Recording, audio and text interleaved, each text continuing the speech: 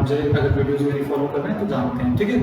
हम आपके साथ क्लास 12 की सीरीज़ के अंदर चैप्टर नंबर 2 कवर कर चुके हैं, चैप्टर नंबर 5 कवर हो गया, चैप्टर नंबर 3 कवर हो गया। आई होप आप लोगों ने वो सारे questions with example involving miscellaneous exercise सब कुछ आपने बहुत अच्छे से फेयर कॉपी के अंदर सेपरेटली नोट किया हुआ है, ठीक है। अगर ये सारी चीज़ें आपने ठीक से समझ ली हैं, पुराना कंसेप्ट आपको क्लियर हो गया है, आपके जो डाउट्स थे वो आप डिस्कस कर चुके हो, इसके अंदर मैं आपको अब जो नेक्स्ट चैप्टर कवर कर रहा हूँ वो हम कवर कर रहे हैं डिटरमिनेंट। चैप्टर नंबर 4 है आपका, बहुत बेसिक चैप्टर है, एक क्वेश्चन इससे गारंटेड आता है आपका। इनफैक्ट मैट्रिक्स और डिटरमिनेंट कंबाइन करके ये 8 मार्क्स का चैप्टर बनता है। इसको हम अलजेब्रा के अंदर काउंट करते हैं, ठीक है। तो दोनों चैप्टर मिक्स आते हैं पेपर में, कोई अलग से डिनोमिनेशन नहीं दे रखा कि भाई मैट्रिक्स इतने नंबर का आएगा और डिटरमिनेंट इतने नंबर का आएगा, क्योंकि कंबाइन 8 मार्क्स के आते हैं, ठीक है। तो इससे एक 4 मार्क का क्वेश्चन आता है प्रॉपर्टीज ऑफ डिटरमिनेंट का। Most of the time question आपको गारंटेड में मिलेगा, ये मान के चलिए कि उसके अंदर जितने क्वेश्चन है आपको करने हैं, प्लस असाइनमेंट के अंदर जो क्वेश्चन दिए जाएंगे वो कवर करने हैं, ठीक है। तो उसको यह ध्यान से करना है आपको। अब आप समझो कि डिटरमिनेंट होता क्या है, इसका क्या मतलब है, उसको कैसे सॉल्व करते हैं, मैट्रिक्स में कैसे रिलेट करें। तो अगर मैं इसकी डेफिनेशन की बात करूँ, it is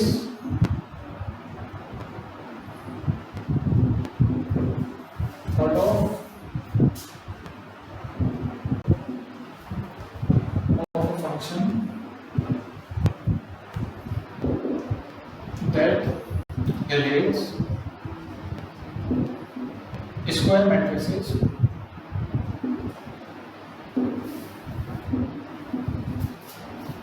to a unique number, और वो रियल भी हो सकता है और कॉम्प्लेक्स भी हो सकता है, रियल और कॉम्प्लेक्स।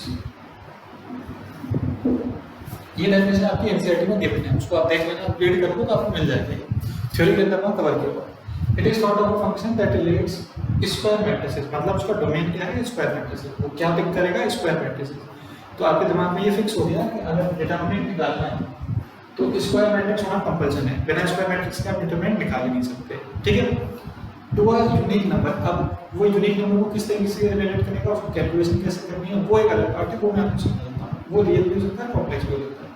यूनिक कहा गया है, इसका मतलब किसी मैट्रिक्स के दो डिटरमिनेंट नहीं हो सकते, किसी मैट्रिक्स का डिटरमिनेंट एक ही नंबर होगा, that would be unique, otherwise वो फंक्शन ही नहीं बनेगा, है ना। तो जैसे आप सपोज करो कोई मैट्रिक्स ए है, उसके एलिमेंट हैं a b c d, a b c d. यहाँ पे करेंगे हम determinant of a. Determinant a को किस तरीके से रिप्रेजेंट किया जाता है, डिटरमिनेंट ऑफ ए। आप इसको मॉड पढ़ते हो जनरली, लेकिन ये क्या लिखा हुआ है, किसी मैट्रिक्स के ऊपर लिखा हुआ है, क्योंकि ए को हमने मैट्रिक्स दिया ना, तो इसको क्या रीड करना है आगे से आपको, डिटरमिनेंट ऑफ ए। क्या रीड करना है, डिटरमिनेंट ऑफ ए। वो ऐसे भी लिखा जाता है, ऐसे भी लिखा जा सकता है, और in the written as a b c d. तो इसमें फर्क क्या है, यहाँ स्क्वायर बेसिस जो मैंने आपको समझाया था, मैट्रिसेस के अंदर आपके स्क्वायर बेसिस चलते हैं, और यहाँ पर ये सिंपल स्टेट बार बनाया हुआ तरीके से आप समझ लीजिए, मतलब स्टेट लाइन मॉडुलस जो कहते हो आप इसको, वो बनाया। तो इसको आप क्या रीड करोगे, determinant. This is the symbol of determinant and this is the symbol of matrix, ये बात आपको ध्यान रखनी है। तो आप डिटरमिनेंट ऑफ केस आपका क्या मतलब है वो समझते हैं। अब 3 तरीके का केस बनेगा आपके केस में, आपके जो सिलेबस में है 1x1, 2x2, 3x3। 3x3 से ऊपर का क्वेश्चन आपके पेपर में नहीं है, ठीक है। जनरली तो 2x2 पर आता है और 3x3 पर आता है, तो मैं 1x1 से स्टार्ट करता हूँ। स्क्वायर मैट्रिक्स ऑफ ऑर्डर 1 का मतलब यह है आप 1x1 ज्यूम करो, क्योंकि मैंने पहले ऊपर लिख दिया स्क्वायर मैट्रिक्स। तो सपोज करो आपके पास कोई मैट्रिक्स है जिसकी एंट्री है ए, जिसकी एंट्री है ए, केवल सिंगल टर्म ही एंट्री होगी, क्योंकि उसके अंदर एक ही रो है और एक ही कॉलम है। तो इस केस में उसका डिटरमिनेंट क्या बनेगा, determinant of A is nothing but the particular number, जो भी उसके अंदर वो नंबर लिखा होगा that would be your determinant. तो सपोज करो मैट्रिक्स के अंदर एंट्री होती है 2, तो उस मैट्रिक्स का डिटरमिनेंट कितना बन जाता है 2। 1x1 के केस में डिटरमिनेंट यही बनने वाला है। अब जो अगला कंसेप्ट है 2x2 के केस में, स्क्वायर मैट्रिक्स ऑफ ऑर्डर 2। तो एक स्क्वायर मैट्रिक्स बी ले लेते हैं, इसकी एंट्री है ए ही होता है कि आपको यूनिकनेस देखे उसकी, A11, A12, A13, A21 A2 position ऐसे ही होती थी ना भाई। A11 का मतलब फर्स्ट रो का फर्स्ट कॉलम, A12 का मतलब फर्स्ट रो का सेकंड कॉलम, A21 का मतलब फर्स्ट रो का सेकंड रो का फर्स्ट कॉलम, A22 का मतलब सेकंड रो का सेकंड कॉलम। ठीक है, अगर आपको डिटरमिनेंट ऑफ A निकालना है तो आप इसको इस तरीके से लिखोगे A11 A12 A21 A2 और उसको सॉल्व करने का तरीका क्या है, इस मैट्रिक्स को देखो, इस एलिमेंट को इससे मल्टीप्लाई, पहले वाले एलिमेंट को दूसरे से मल्टीप्लाई करो, तो ये क्या होगा A11 इंटू A2, ठीक है, और माइनस करके लिखेंगे इसको इससे मल्टीप्लाई, A21 एलिमेंट को A12 से मल्टीप्लाई करके, तो इसका मतलब ये हो गया A21 इंटू A1, ये डिटरमिनेंट ऑफ A। तो क्या करना है, क्रॉस मल्टीप्लाई करना है, this into this minus this into this, इस तरीके से आप उसका डिटरमिनेंट निकाल लोगे। ठीक है, अब एग्जांपल समझ लो इसका, ये आप समझ गए हो इस बात को।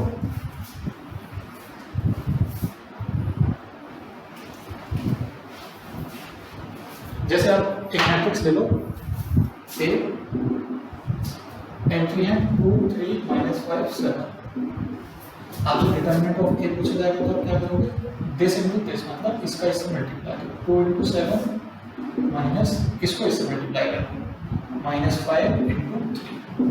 भाई नंबर तो आपको वही लेना पड़ेगा ना, यहाँ -5 लेगा तो -5 लेना पड़ेगा, अगर 5 हो तो 5 इंटू 3 हो जाएगा, 2 इंटू 7 14 माइनस 15, ये हो जाएगा 14 प्लस 15 29। ठीक है, इस तरीके से आप इस क्वेश्चन को सॉल्व करते हो। आप कोई और मैट्रिक्स ले लो, से बी मैट्रिक्स मैंने ले लिया, sin x cos x minus cos x sin x, ये कोई बी मैट्रिक्स है, मल्टीप्लाई का कंसेप्ट तो सेम ही है। अगर डिटरमिनेंट ऑफ बी पूछा जाए तो क्या बनेगा, दिस इनटू दिस, यानी कि sin स्क्वायर x माइनस, ये वाला माइनस है तो cos से cos मल्टीप्लाई करेंगे तो माइनस cos स्क्वायर x, ये आपका बन जाएगा sin square x plus cos square x which is again 1, तो determinant of b is equals to 1। Depending upon something कि भाई हमारा एलिमेंट किस फॉर्म में है, हो सकता है ये ट्रिग्नोमेट्री के फंक्शन के फॉर्म में छूट जाता, मैंने उसको इस तरीके से लिखा है कि भाई वो पॉजिटिव बन जाए और आइडेंटिटी सॉल्व हो जाए, तो ये इस तरीके से अपने यहाँ पॉजिटिव बना है। तो आप ये समझिए कि डिटरमिनेंट कैसे करना है, this into this minus this into this, बात समझ आ गई। अब जो मेजर पार्ट है आपके लिए वो क्या सीखना है आपको, 3x3 में सीखना है, मेजर 3x3 के लिए सीख लो, आपको डिटरमिनेंट आ जाएगा अच्छे से। अगले जो कंसेप्ट है वो है आपका स्क्वायर मैट्रिक्स ऑफ ऑर्डर 3। क्या है स्क्वायर मैट्रिक्स ऑफ ऑर्डर 3, मतलब 3x3, जिसके अंदर 3 रो होंगे 3 कॉलम होंगे। तो आप मैट्रिक्स लिखो पहले, A equals to A11 A12 A13 A21 A22 A23 A31 A32 A33।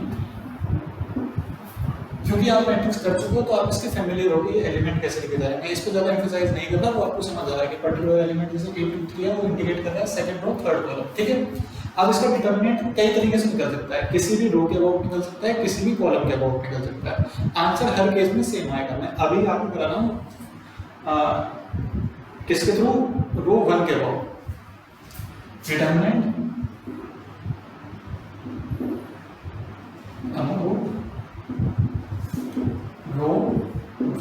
रो 1 आपकी ये। ठीक है, तो सबसे पहले आपको क्या करना है, जिस रो के भी अबाउट आप करते हो सबसे पहले उसका एलिमेंट लिखा जाएगा। तो आपने क्या करना है, A11 लिखना है। ठीक है, उस पर्टिकुलर जो भी वो एलिमेंट है उस पर्टिकुलर रो को डिलीट कर दो, उस पर्टिकुलर कॉलम को डिलीट कर दो। तो मैं आपके लिए डिलीट करने के लिए क्या करता हूँ, मैं इसको इस तरीके से कट करके दिखाऊंगा। वो जो पर्टिकुलर एलिमेंट था, हमारा वो एलिमेंट क्या है, ये था A11, आपने यहाँ लिखा हुआ। ठीक है, उसको डिलीट कर देना है, जिस रो के अंदर वो आ रहा है और जिस कॉलम के अंदर आ रहा है, वो दोनों चीजें डिलीट हो गई। अब आपके पास क्या बचेगा, 2x2 की मैट्रिक्स बचेगी। क्या बचेगा, 2x2 की मैट्रिक्स। और आपको क्या करना है, जो बच रहा है उसका डिटरमिनेंट निकाल देना है, जो बच रहा है उसका डिटरमिनेंट निकाल देना। तो वो क्या बच रहा है आपका, ये वाली एंट्री बच गई, तो इसका डिटरमिनेंट बनेगा this into this minus this into this, तो ये हो गया A22 minus A22 into A33 minus A32 A23, this into this minus this into this. इतनी बात समझ आ गई। इसके साथ आप क्या लिखोगे, -1 की पावर 1 + 1, एक्चुअली वो लिखा ही जाता है -1 की पावर i प्लस जे, और i और j क्या रिप्रेजेंट करते हैं यहाँ पर, कौन सा रो है और कौन सा कॉलम है। जैसे हमारे इस पर्टिकुलर एलिमेंट में ith यानी कि फर्स्ट रो, j का मतलब फर्स्ट कॉलम तो 1 बनता है, इसके अंदर -1 की पावर 1 प्लस 1 लिखा है। अगले कंसेप्ट में क्या लिखा जाएगा, -1 की पावर कौन सा एलिमेंट है अगला, अगर मैं इसको यहाँ से हटा दूं तो इसको ये वाला एलिमेंट अब लिखा जाएगा, ये यहाँ से हट जाएगा। अगला एलिमेंट क्या है आपका, इस पर्टिकुलर रो का a12 क्या एलिमेंट है, a12 i कितना है 1, j कितना है 2, तो -1 की पावर 1 प्लस 2 जाएगा। उस पर्टिकुलर एलिमेंट को लिख लो a1, उस पर्टिकुलर एलिमेंट को लिख लेना। जब आपने वो एलिमेंट लिखे तो उसकी करस्पॉन्डिंग रो करस्पॉन्डिंग कॉलम को डिलीट कर दो, करस्पॉन्डिंग रो डिलीट हो गई, करस्पॉन्डिंग कॉलम डिलीट हो गई। अब आपके पास 4 एंट्री दिख रही हैं, दिस दिस दिस दिस, ठीक है। आप क्या करो उसका डिटरमिनेंट निकालो, तो इन 4 एंट्री का डिटरमिनेंट क्या बनेगा, this into this minus this into this. Process हमेशा ये रहता है, राइट हैंड साइड से लेफ्ट हैंड साइड से राइट हैंड साइड को बताएंगे हम, left hand side into right hand side minus left hand side into right hand side. इससे इधर आना है, वापस मत ले आना कि भाई this into this minus this into this कर दिया, नहीं, लेफ्ट हैंड साइड से राइट हैंड साइड की तरफ। तो ये आपका बन जाएगा a21 into a33 minus a31, ये वाली a31 इनटू a33। आप कहाँ तक आ गए, आपने first column first element cover कर लिया, सेकंड एलिमेंट कवर कर लिया, सिमिलर वे में थर्ड एलिमेंट कवर करेंगे। इसको यहाँ से हटा देते हैं भाई, ये अब इसका प्रोसेस खत्म हो गया। अगली एंट्री है a13, तो -1 की पावर क्या चलेगी, -1 की पावर 1 प्लस 3, एंट्री है a13, वो एंट्री आपको लिखनी पड़ेगी। आप क्या करोगे, particular row particular column delete कर दो जिसमें वो आ रहा था, बचे हुए एलिमेंट 4 एलिमेंट बच जाएंगे। भाई 3 क्रॉस 3 में से एक रो एक कॉलम हटा दोगे तो 2 क्रॉस 2 ही बचेगा ना, तो आप उसका डिटरमिनेंट निकालो। वो क्या बन रहा है आपका, a21 a32 minus a31 a22। ये आप यहाँ सॉल्व कर दो, आपको ये बात यहाँ समझ में, इस तरीके से इसका डिटरमिनेंट मिलेगा। 3 क्रॉस 3 में क्या करना है, रो के एलिमेंट को लिखना है, -1 की पावर तो चलेगी i प्लस j की फॉर्म में, और एलिमेंट लिखो उसका पर्टिकुलर रो और कॉलम डिलीट कर दो, बाकी बच्चों के टर्म का डिटरमिनेंट। फिर से अगला लिखो, रो कॉलम डिलीट करो, अगले वाले टर्म का डिटरमिनेंट, नेक्स्ट टर्म लिखो, करस्पॉन्डिंग रो कॉलम डिलीट करो, और जो कुछ बचेगा उसका डिटरमिनेंट, ठीक है। आप उसको सिंप्लीफाई कर देना, उससे क्या जाएगा, आपका डिटरमिनेंट सॉल्व किया जाएगा। अब ये काम आपने फर्स्ट रो के अबाउट किया, सेम काम आप सेकंड रो के अबाउट कर सकते हो, सेम काम आप थर्ड रो के अबाउट कर सकते हो। सिमिलर वे में आप कॉलम के अबाउट भी कर सकते हो, क्योंकि देखो होगा क्या, कॉलम के अबाउट करोगे तो भाई सपोज करो कॉलम में ये वाला एलिमेंट लिया तो पर्टिकुलर रो डिलीट हो जाएगी, कॉलम डिलीट हो जाएगा, ये 4 एलिमेंट बचेंगे। जब इस पर्टिकुलर एलिमेंट की बात करोगे तो ये वाली रो डिलीट हो जाएगी, ये वाला कॉलम डिलीट हो जाएगा। 4 एलिमेंट कौन से, 1 2 3 4। जब a31 के अबाउट करोगे तो इस रो को डिलीट करेंगे, इस कॉलम को डिलीट करेंगे, ये 4 एलिमेंट बचेंगे। आंसर आपका हमेशा सेम आने वाला है। अब मैं इसका एक एग्जांपल आपके साथ कर देता हूं सॉल्व, जो आपकी बुक का एक क्वेश्चन सॉल्व करा देता हूं 3 क्रॉस 3 में, आपको फिर चीजें और ज्यादा बेटर समझ जाएंगी। देखो एक क्वेश्चन देखो, 3 क्रॉस 3 का करा है,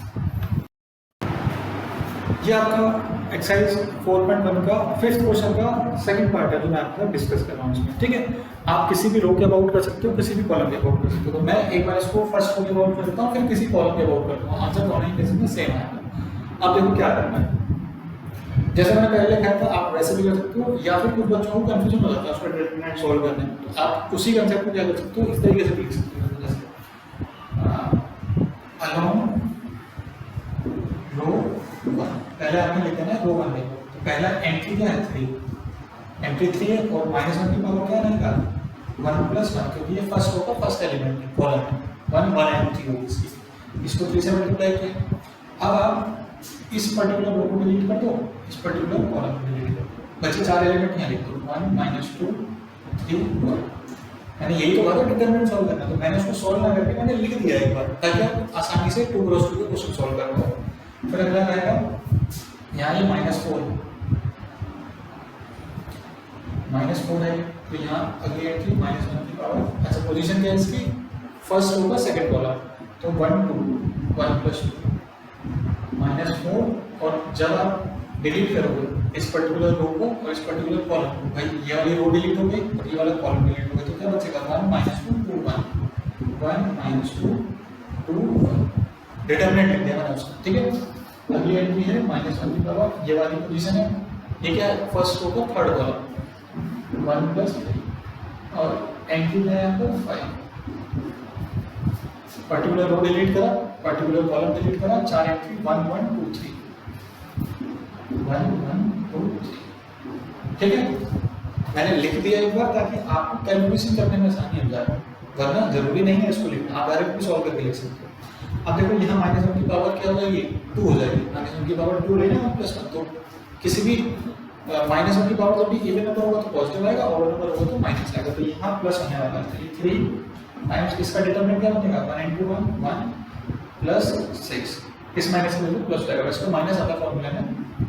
अच्छा यहाँ है -1 की पावर 3, तो ये माइनस आएगा, -4 पहले से लिखा हुआ है, डिटरमिनेंट बनेगा 1 + 4 1 + 4 प्लस -1 की पावर 4 पॉजिटिव हो गया, 5 लिखा हुआ है, 3 - 2, ठीक है। डिटरमिनेंट सॉल्व करा तो ये हो जाएगा 3 × 7 माइनस माइनस प्लस हो गया 4 × 5, ये आपका हो गया +5 × 1, तो ये 3 7 21 20 + 5, ये आपका हो गया 41 + 5 46, क्या गया 46। अब मैं इसी को किसमें कॉलम वाइज में सॉल्व करके दिखा देता हूँ। अब आप जिस कॉलम से चाहो उससे कर सकते हो, तो मैं इसको सेकंड कॉलम से सॉल्व कर देता हूँ ताकि आपको कोई कंफ्यूजन नहीं आएगा। अच्छा अब आप ये समझो कि प्लस माइनस का साइन कैसे चलता है। इसकी पोजीशन 1 1 1 + 1 इवन आ गया तो यहाँ प्लस रहेगा, यहाँ 1 + 2 ऑड आ गया माइनस रहेगा, 1 + 3 इवन आ गया, 1 + 3 मतलब 4 इवन आ गया, तो यहाँ क्या रहने वाला है आपका प्लस रहने वाला। तो ऐसे मानो plus minus plus minus plus minus plus minus plus, position के हिसाब से i + j की पोजीशन के हिसाब से आप क्या करोगे, प्लस माइनस डिसाइड करोगे। अब मैं क्या कर रहा हूँ, अलोंग कॉलम 2 अलोंग C2 लिख दिया मैंने, कॉलम 2 का मतलब C2, डिटरमिनेंट आप सॉल्व करो। तो एंट्री क्या है -4 1 3, कॉलम की एंट्री क्या है -4 1 3, यही एंट्री है। अब साइन कैसे आप देखते हैं, ये वाली पोजीशन है कैसे बनने वाली है 1 2 1 2 का मतलब 1 + 2 3 हो गया। तो हमने एंट्रीज ली थी, अब उसके साइन का हिसाब चेक करते हैं। यहाँ माइनस आने वाला है, यहाँ पोजीशन क्या है आपकी A 2 2 सेकंड को सेकंड कॉलम, तो 2 + 2 4 हो गया, यानी कि पॉजिटिव रहने वाला है। ये नेगेटिव रहने वाला था तो उसको हम माइनस मल्टीप्लाई करोगे, ये वाला पॉजिटिव रहेगा। सिमिलरली ये वाली पोजीशन क्या है थर्ड रो सेकंड कॉलम, तो 3 2 3 + 2 5 नेगेटिव रहने वाला है, तो यहाँ माइनस मल्टीप्लाई करोगे, ये प्लस रहने वाला है, यहाँ प्लस का साइन था। अब ये सॉल्व कर रहे थे कि डिटरमिनेंट कितना होगा एंट्रीज को बचने के बाद। तो जैसे इस पर्टिकुलर -4 की बात करें तो इस पर्टिकुलर रो को डिलीट कर दो, इस पर्टिकुलर कॉलम को डिलीट कर दो। 4 एंट्री कौन सी है 1 -2 2 1, ये 4 एंट्री है 1 × 1 1 2 × -2 -4, लेकिन 1 + 4 बन जाएगा क्योंकि हमें माइनस करनी थी एंट्री। 1 + 4, अगला है 1, इस पर्टिकुलर रो को डिलीट कर दो, इस पर्टिकुलर कॉलम को डिलीट कर दो, क्या बनेगा 3 × 1 -2 × 5, 3 × 1 -2 × 5, 3 -10 2 × 5 10 हो जाता है। नेक्स्ट एंट्री 3, नेक्स्ट एंट्री क्या है 3, आप क्या करो इस रो को डिलीट कर दो, इस कॉलम को डिलीट कर दो, तो 3 × 2 -6 और इनटू -1 × 5 -5, तो हमारे पास कुछ ये कैलकुलेशन आ गया, हम इसको -3 माइनस प्लस हो जाएगा 4 × 5 -7 -3 × -8, तो ये आपका बन गया 20 -7 + 23, ठीक है। अब आप क्या करोगे 20 - 7 करेंगे तो 15 बन रहा है, 15 + 33 which comes out to be 46। Same answer आपको यहाँ से आता है, सेम आंसर यहाँ से आता है, लेकिन बाय कन्वीनियंट किस से आप कन्वीनियंट करोगे, मोस्ट ऑफ द टाइम या तो रो अबाउट 1 या कॉलम 1 के अबाउट, आप आंसर आपका सेम ही आना। अगर आपको ये कुछ अलग लग रहा है तो आप इसी पैटर्न पर उसको लिख लेना, जिस पैटर्न पर मैंने ये लिख के दिया। वो आपको तब आने लगेगा जब आप उसकी प्रैक्टिस कर लोगे। 2-3 क्वेश्चन आप करोगे तो आपको क्रॉस मल्टीप्लाई समझ आ जाएगा। यहाँ मैंने उसको प्रॉपर लिख के दिखा दिया, या मैंने उसको डायरेक्टली भी सॉल्व कर दिया कि आप उसको इस तरीके से कर सकते हो। प्लस माइनस का ध्यान रखना है, -1 की पावर i प्लस j चलता है, ठीक है। अब ध्यान क्या रखोगे, एक बेसिक से कंसेप्ट है, आप by the convenience of your calculation आप क्या करोगे, जिस रो के अंदर या जिस कॉलम के अंदर मैक्सिमम 0 होंगे उसके अबाउट सॉल्व कर दें, उसके अबाउट सॉल्व कर देंगे। क्यों, जैसे देखो यहाँ 0 होता है, इस पर्टिकुलर -4 की जगह क्या होता है 0, तो हम यहाँ -4 की जगह 0 लिख रहे होते हैं और 0 से मल्टीप्लाई करते हैं, पूरा का पूरा टर्म ही खत्म होता है। फिर आपके लिए क्या होती है इक्वेशन, इसकी और इसकी बचती है। अगर सपोज करो यहाँ पर भी 0 होता फिर तो और आसान हो जाता, ये वाला टर्म पूरा 0 हो जाता, ये वाला पूरा टर्म 0 हो जाता, केवल कैलकुलेशन इसके लिए कर रहे हो। आप क्या करोगे, जिसके अंदर मैक्सिमम 0 होंगे उसके अबाउट इसको सॉल्व करोगे। तो आपका जो आज का होमवर्क है वो ये है कि आपको एक्सरसाइज 4.1 कवर करनी है। मैंने सब कुछ कवर करा दिया, पहले कोशिश करना कि आप एग्जाम्पल ट्राई कर लो, क्योंकि वहाँ क्वेश्चन सॉल्व होंगे तो आपको ज़्यादा कन्वीनियंटली समझ आएगा। ये 2 क्वेश्चन मैंने करा दिए दोनों टाइप से, और फिर आप इसकी एक्सरसाइज सॉल्व कर लेना, ठीक है। यहाँ तक खत्म करते हैं, फिर आगे हम नेक्स्ट वीडियो में आप बहुत इंपॉर्टेंट एग्जाम्पल बनाएंगे, जिसके मैं कह रहा था कि 4 मार्क का क्वेश्चन आता है, ठीक है। चलिए आज की क्लास को फिर यहीं पे एंड अप करते हैं। चलिए, थैंक यू।